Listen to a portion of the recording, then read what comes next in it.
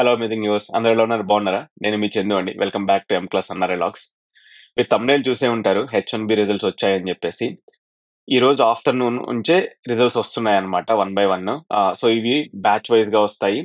And ఇంకొకటేంటంటే ఈ H1B రిజల్ట్స్‌ని మనమైతే డైరెక్ట్‌గా ట్రాక్ చేయలేము.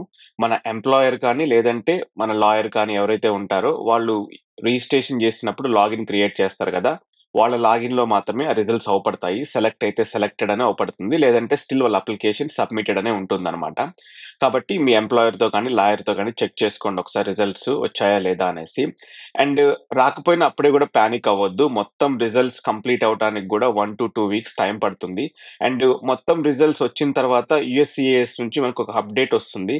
ఏంటంటే మేము అప్లికేషన్స్ అన్నీ సెలెక్ట్ చేశాము అనేసి. సో అది కూడా నేను అప్డేట్ చేస్తాను వచ్చినప్పుడు. సో అప్పటి వరకైతే హోప్ అయితే లూజ్ అవ్వద్దు.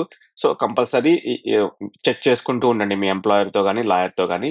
సెలెక్ట్ అయిన వాళ్ళకి ఒక రిసిప్ట్ నోటీస్ అయితే వస్తుందన్నమాట. ఆ రిసిప్ట్ నోటీస్‌లో మన H1B లాటరీ బెనిఫిషియరీ నంబర్ ఉంటుంది. అండ్ మనం ఏ టైం లోపులో మనం ఈ H1B ఫైలింగ్ అనేది చేయాలని కూడా ఉంటుందన్నమాట. Maximum 90 days. జూన్ 28 ఆర్ 30 లోపల మనం ఈ H1B ఫైలింగ్ అనేది సబ్మిట్ చేయాల్సి ఉంటది. సో మీరు సెలెక్ట్ అయితే మాత్రం లాస్ట్ మినిట్ వరకు వెయిట్ చేయకుండా సబ్మిట్ చేసేయండి అప్లికేషన్‌ని. అండ్ ఈ 2026లో ఈ H1B ప్రాసెస్ ఎలా ఉంటది? అండ్ ఇదంతా కూడా నేను ఒక వీడియో చేశాను. సో అది కూడా ఒకసారి చెక్ చేయండి. నేను డిస్క్రిప్షన్‌లో ఆ లింక్ ప్రొవైడ్ చేస్తాను. అలానే మీరు ఈ ఇయర్ H1B అప్లై చేసుంటే ఒకసారి మీ స్టేటస్ ఏందో కమెంట్ చేయండి.